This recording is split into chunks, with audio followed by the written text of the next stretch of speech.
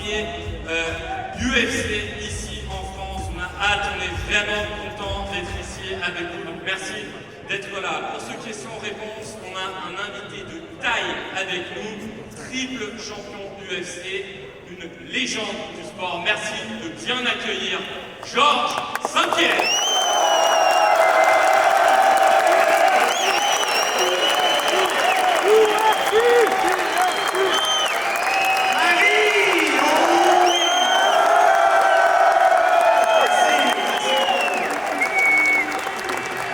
Comment ça va?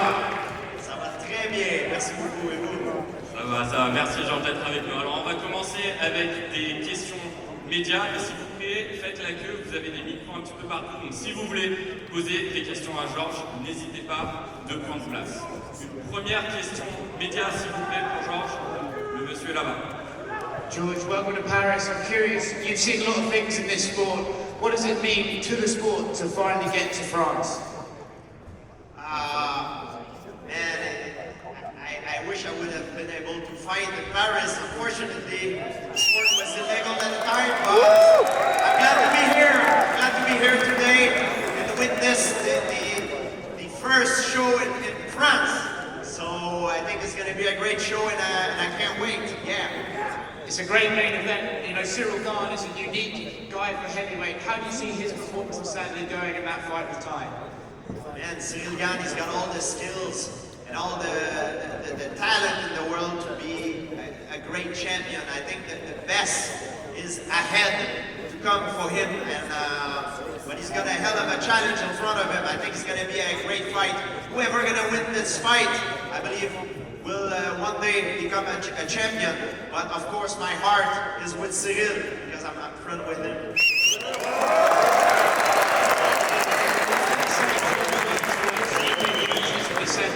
And then the winner of that fights Francis. How do you see Cyril playing it against John Jones if that fight were to ever happen?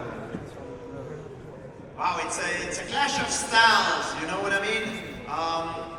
John Jones is known like to be the best in the sport, you know, so, but he never fought at heavyweight. It will be interesting how he will adapt to heavyweight. I'm confident that after a long layoff, John Jones has all the skills to come back like he was when he had his reign at light heavyweight. And I just don't know how it's going to play out. It's one of these things that sometimes could change the data, but there are so many X factors that we don't know, but I'm very excited. It's a great time to be a UFC fan. Especially when I look at what is going on in the heavyweight division.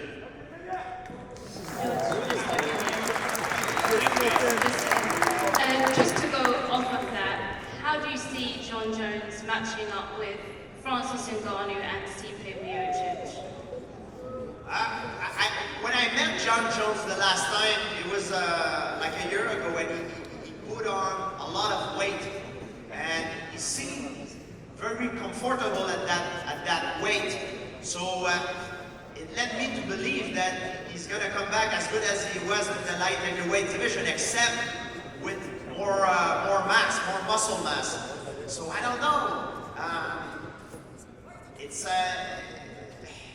As a fan, I want to see him like he was at the light heavyweight, and perhaps even better than he was. But he's got great challenges ahead. He's going to take on St-pierre, and then he's got Francis next, if everything goes according to plan for him. I don't know how it's going to play out, but I think as a UFC fan, it's going to be a very entertaining fight. And there's always a debate in the MMA community about who is the greatest of all time. Obviously you are in that conversation, but if you were to take yourself out of that conversation, who do you think is the GOAT? I believe the GOAT is Royce Gracie, because he has done stuff that I believe would never be done again. He was fighting at the time that there was no weight class. The sport was unknown, the rules were different, and it took an immense courage to compete at that time. So for me, the GOAT is Royce Gracie. But of course, if you take Royce Gracie and try to put him in the octagon nowadays. The sport has changed so much over the years. He might not have looked as good as he was back then, of course not. So if you ask me who is the GOAT, the real answer is the GOAT is not even born yet, because athlete gets better with time. So the best athletes are still coming.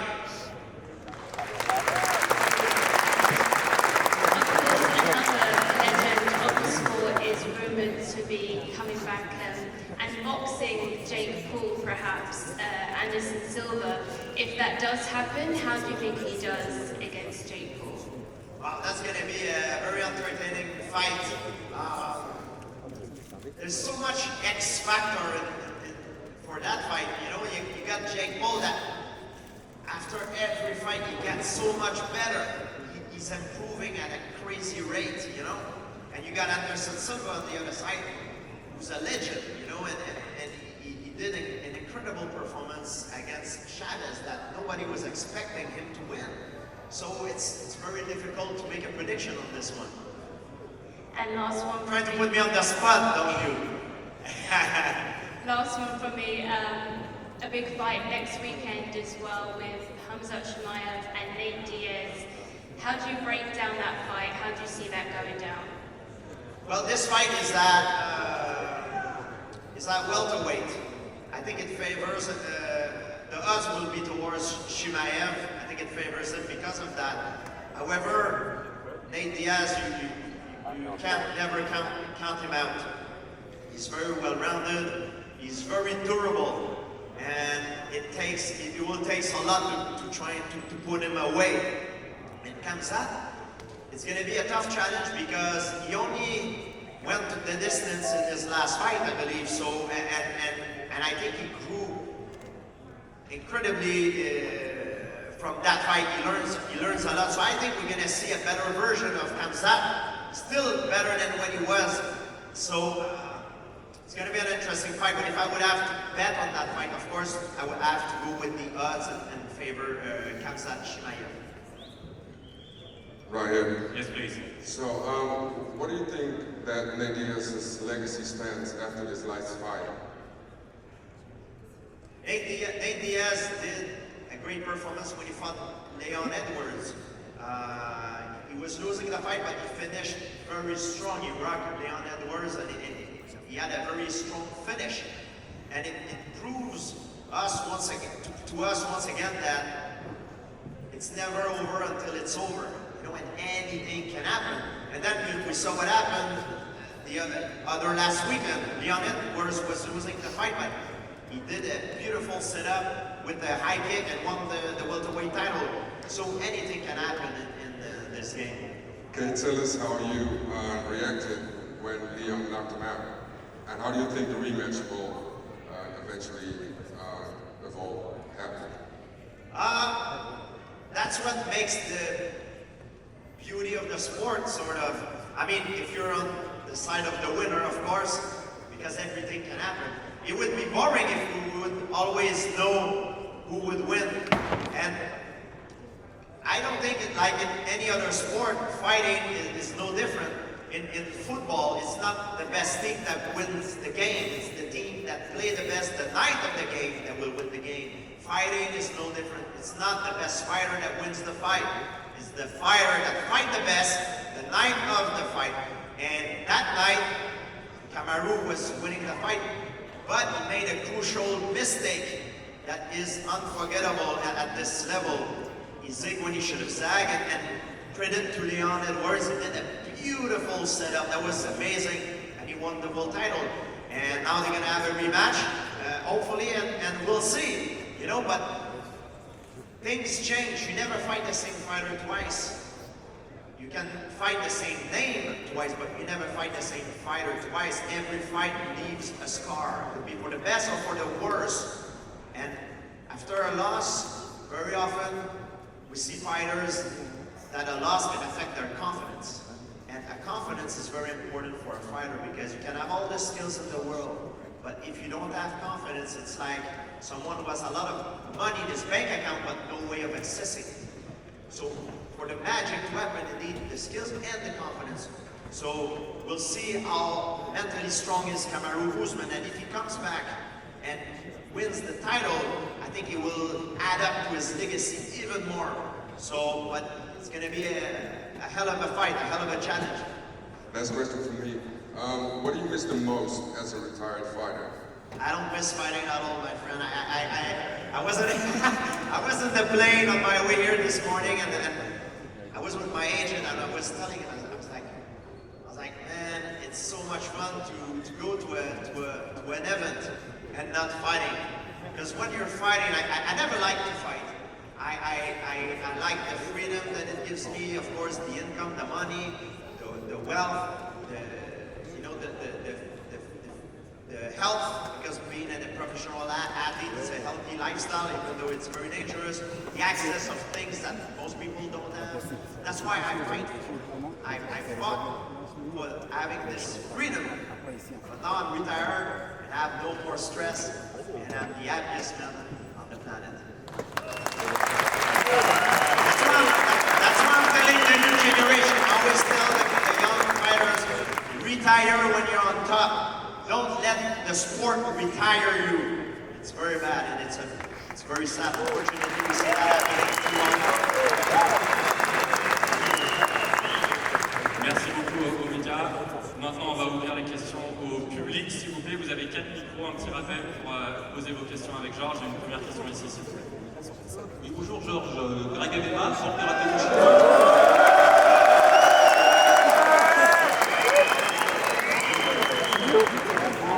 En France, les gens te respectent énormément, justement à cause de ton parcours exceptionnel. En plus, tu es quelqu'un de très humble. Tu représentes le MMA à son plus haut niveau, à tous les aspects. Est-ce que tu aurais un mot particulier à dire à tous les Français, en fait, qui t'adorent? Je pense qu'on l'adore tous, les gars. Un petit mot pour tous ceux qui t'aiment, s'il te plaît. Merci Georges pour tu nous as fait rêver. Écoutez, quand je compétitionnais dans mes belles années, j'avais supplié Lorenzo Fertitta, qui était le patron de l'UFC à l'époque, d'organiser un événement en sol français. Malheureusement, le sport était illégal à l'époque. Moi, j'ai des origines françaises, je suis canadien, mais d'origine française. Et ça a été un rêve pour moi de compétitionner ici. Malheureusement, ça ne s'est pas produit, mais je suis très heureux aujourd'hui d'assister au premier gala à Paris. Je suis très content de voir le succès que ça a eu déjà dans les ventes. L'événement demain soir est déjà sold out. Donc, super. Les fans en France, merci beaucoup. C'est un grand succès.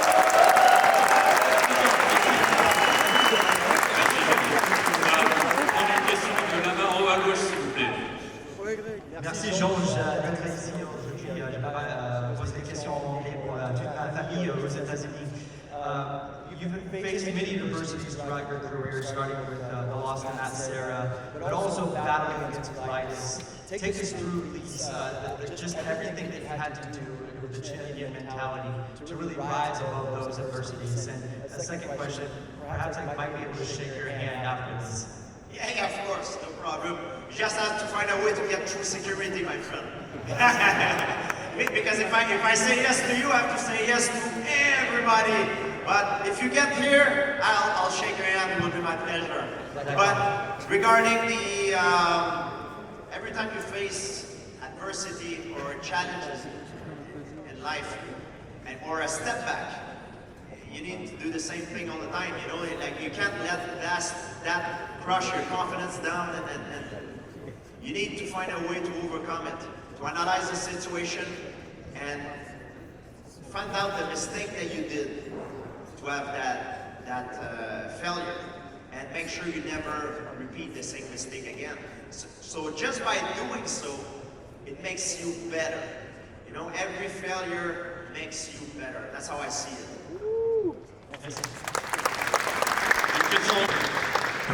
Oui, alors bien bonjour Georges. La question que je voulais vous poser, c'est que vous avez dit par le passé que l'une des raisons qui vous a poussé à vous écarter de la compétition en 2013, c'était l'omniprésence du dopage dans le sport. Et aujourd'hui, quand vous voyez l'UFC de manière générale, la planète MMA en 2022, est-ce que selon vous, le sport est-il plus propre ou alors c'est pareil qu'avant? C'est sûr que il y a toujours des... Ça ne sera jamais parfait. Il va toujours avoir des gens qui vont trouver une façon de tricher. Mais c'est beaucoup mieux que c'était. Et moi, quand j'ai pris ma pause, après mon avant-dernier combat, c'était pas seulement parce que je luttais contre le dopage, mais aussi j'avais des problèmes personnels. Et à l'époque, j'étais très mal à l'aise d'en parler parce que j'étais en dépression. Et c'est comme si je me sentais comme si je n'arrivais plus à respirer. Et j'étais embarrassé d'en parler parce que je me disais que si j'en parle, les gens vont dire « Ah, de quoi il se plaint? Il est champion du monde, il a de l'argent, il est populaire, il n'y a pas aucune raison de se plaindre. » Donc, je gardais ça à l'intérieur de moi. Mais les trucs n'allaient pas bien pour moi dans ma vie. J'avais des problèmes. Plus, par-dessus ça, je me battais avec le UFC pour le dopage. Et la raison pour laquelle je suis revenu aussi, c'est que l'UFC ont fait un travail exceptionnel à nettoyer le sport. Et maintenant, l'UFC, c'est une des organisations les plus propres parce qu'ils ont une entité qui fait le combat contre le dopage, qui est USADA. Alors, c'est sûr que c'est pas parfait et ça ne le sera jamais, mais c'est beaucoup mieux que ce l'était à l'époque quand je compétitionnais dans mes belles années. Merci beaucoup. On peut l'applaudir son honnêteté. Merci bien. Une autre question, s'il vous plaît, en haut à gauche. What's up, Josh? How are you doing, brother? Fantastic, thank you. I have a question for you about the welterweight division because you was former welterweight division champion. What do you think about Leon Edwards persona? Was that one of the greatest moments in welterweight history? Because you lose 24 minutes and you won that fight like in last minute. I disagree. I don't think he was losing all the fight. I think he won the first round. And he showcased in the first round incredible skills to put Kamaru Usman on his back, mount him, taking his back. He showcased like incredible skills right there. He was losing because he was losing after the second, third, and fourth round, and he was on his way to lose the fifth round. But I think what makes Leon Edwards so good, it's his fighting IQ. He is also so good at neutralizing his opponent's strength. So he's very good at shutting down his opponent's strength and bring the fight where he is comfortable, to make his opponent fight outside of his comfort zone. And I think that's why Leon Edwards is so good. Thank you. Prochaine question, s'il vous plaît. Alors bonjour Georges, déjà c'est un honneur. Et alors déjà on sait que en octobre on a l'UFC 281. Pour moi c'est le meilleur combat de l'histoire déjà, entre Islam et Charles. Déjà, tu pourrais nous donner ton pronostic, ou du moins comment tu vois le combat se dérouler, si tu as un vainqueur, bref, ton avis sur ce combat. C'est un combat qui est très très dur à choisir un vainqueur pour moi parce que ça peut aller d'un côté comme de l'autre.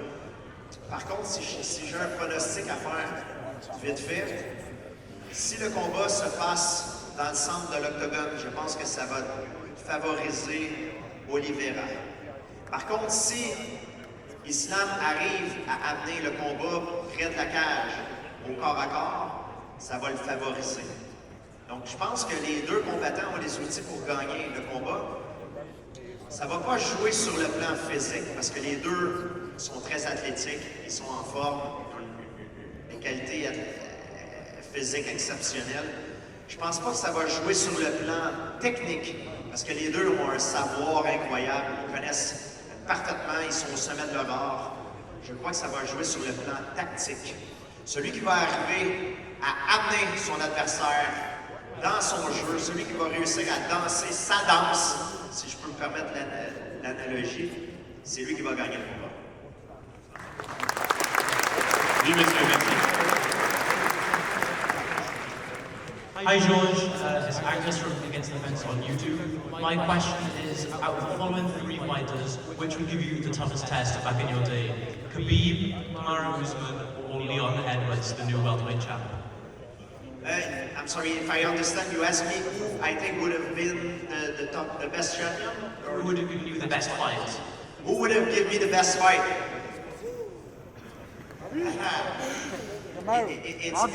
It's hard because they all have great qualities. They're all very different. Leon would have given me a lot of trouble because he's very smart. It would have been like a chess game. It would have been like a hard puzzle to solve, you know, because it would be a very tactical fight. Kamaru is very physical. He's very athletic.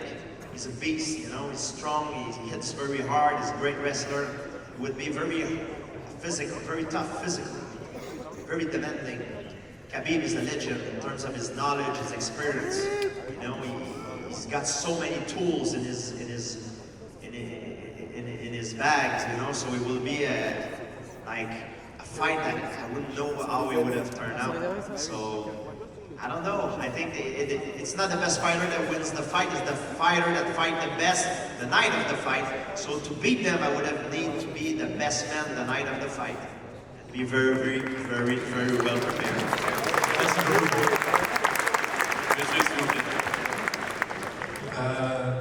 Bonjour Georges. L'UFC Paris, c'est la grande fête du MMA en France.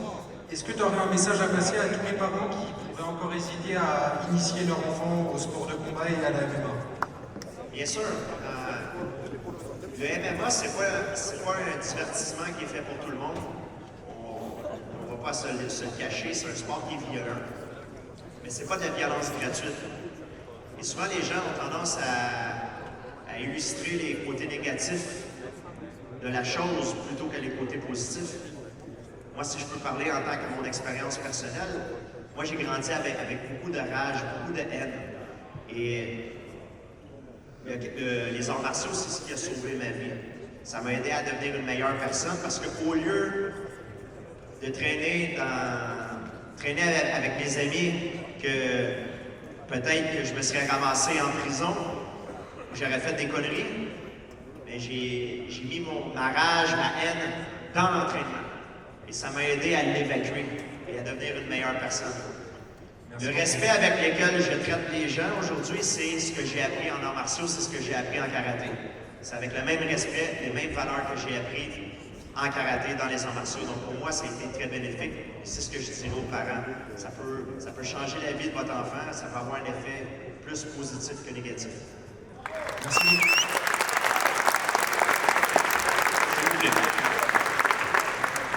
What's up, George? Welcome to Paris. I have one question. You talked earlier about Royce Gracie as your GOAT, your pick for the GOAT. In your eyes, if you could tell us, as of today, which is your UFC Mount Rushmore, the 4 UFC athletes that transcended the sport in the best or the most, what's your pick, the 4? And you can put yourself in there. It's a good question. I put Royce Gracie first of all, just to make sure, Mount Rushmore is 4 or 5. Yeah. 4, right? Yeah. Okay. Royce Gracie, I would put Royce Gracie because he did stuff at the beginning that nobody have ever done. I will cheat because I have to put more than 4. I would put Amanda Nunes already, even though she has not retired yet because she's the best female fighter that I would put Khabib because he had a perfect career. I would put Conor McGregor also a different level. I would put John Jones and Anderson Silva and Demetrius Johnson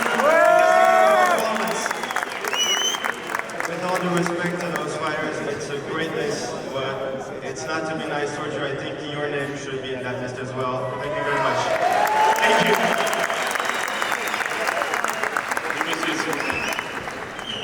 Hello, George. I'm a great admirer of your work. I've watched you for a long time, read your book, took a lot from it. But the main thing I want to know tonight is what is your favourite dinosaur? Well, my favorite dinosaur, I would say, is the Tyrannosaurus Rex. But there's another one that I really enjoy. I really like the Dromaeosaurs. Dromaeosaurs are very fascinating. Well, what about the Stegosaurus? That must be good. Stegosaurus, I liked it, but he's kind of, we know that he has a very small brain, so he must have been very dumb. And just for people who doesn't realize that, we are closer to Tyrannosaurus Rex than Tyrannosaurus Rex is to Stegosaurus. So it just showed us how small we are on the scale of evolution. To take that in perspective is fascinating. Thank you, George. Mesdames et messieurs, on a encore 3-4 minutes avec Georges, donc ce sera les dernières questions. Alors s'il vous plaît. Bonjour Georges, déjà merci de t'être disponible pour répondre à nos questions ici à Paris. La question que j'ai à te poser, c'est Cyril gagne son main event, c'est qu'on espère tout je pense. Est-ce que s'il aurait un title shot contre Ngannou encore, quels seraient tes pronostics? C'est dur à répondre. Moi, je suis ami avec les deux, j'aime les deux combattants. Et là, vous me mettez vraiment sur le spot, comme on dit aujourd'hui. Ça va dépendre de comment le combat se passerait. Ngannou, c'est un char d'assaut, c'est quelqu'un qui est extrêmement puissant, c'est un phénomène, c'est un spécimen physique, comme on en a presque jamais vu dans le sport. Yann, c'est un ordinateur, un calcul, c'est un mec qui a la créativité, la finesse, il continue toujours à s'améliorer. La dernière fois qu'ils sont battus, Ngannou, il a eu une carte surprise, il a utilisé sa lutte pour le battre. Yann a fait une erreur cruciale, je crois, parce que le combat était très serré. Il est allé avec sa clé de cheville à la fin du round, ce qui a permis à Ngannou de revenir et de finir le round sur le dessus et de l'emporter. Mais s'il n'avait pas fait cette erreur-là, le combat aurait pu être différent. Donc je pense que Cyril a beaucoup appris avec l'expérience de ce combat-là. Alors si jamais ils combattent encore de nouveau, ça va être intéressant. Parce que les deux ont des cartes surprises dans leur jeu. Et je peux pas dire qui va gagner malheureusement. Je les connais les deux, c'est mes amis. Quand c'est des amis, je ne me prononce pas. Merci.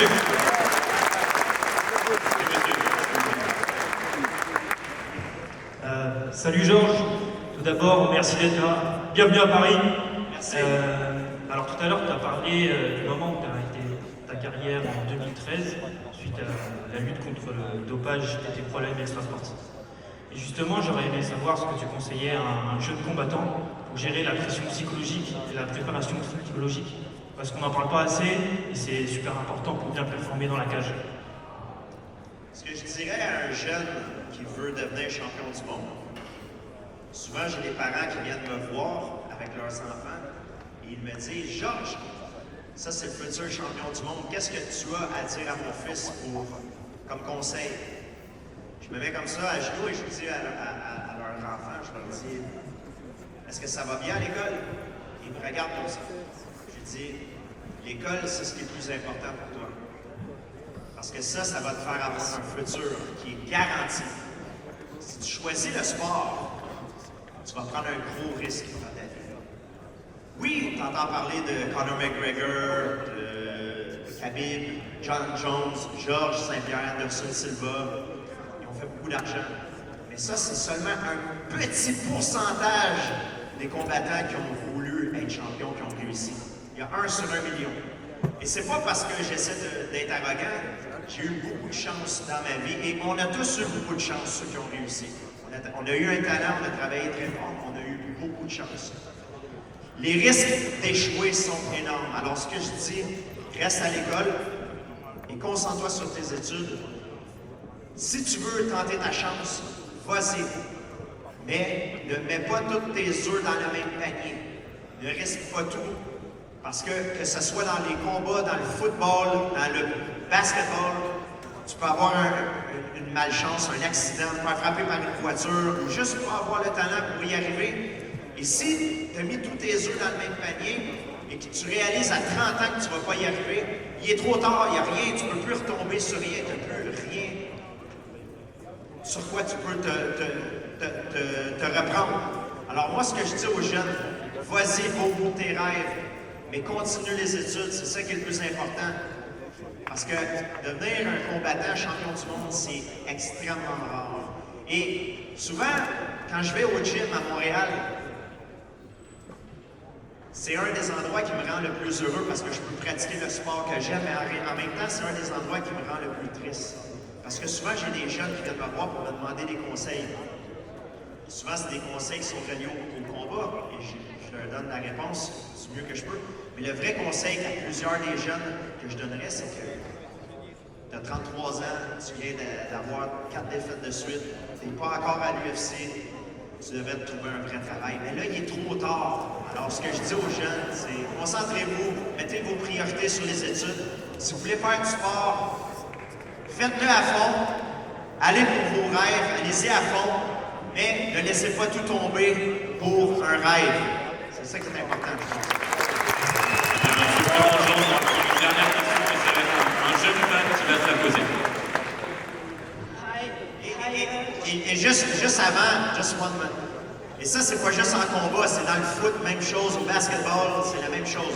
Tous les athlètes veulent être champions, ils veulent être professionnels, mais c'est très très rare qu'il y en a un qui réussit. On entend juste parler de ceux qui réussissent, mais on n'entend pas parler de ceux qui réussissent pas. Et malheureusement, les statistiques le prouvent. C'est un film d'horreur que j'ai vu souvent arriver. Quelqu'un qui finit sa carrière brisée financièrement et physiquement. Alors, c'est très important de prendre ça en compte. Sorry, my friend. Allez, vas-y. Hi, George. I'm Ricky, and my question is, do you see Kamsat as a future champion in welterweight division?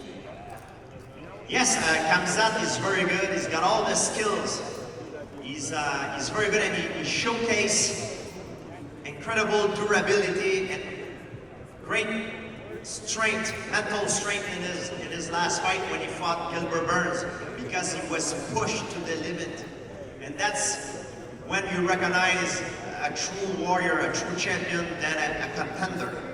When he faced those moments of adversity and some collapse, when some push through and succeed. And he proved it in his last fight. He's very, very good.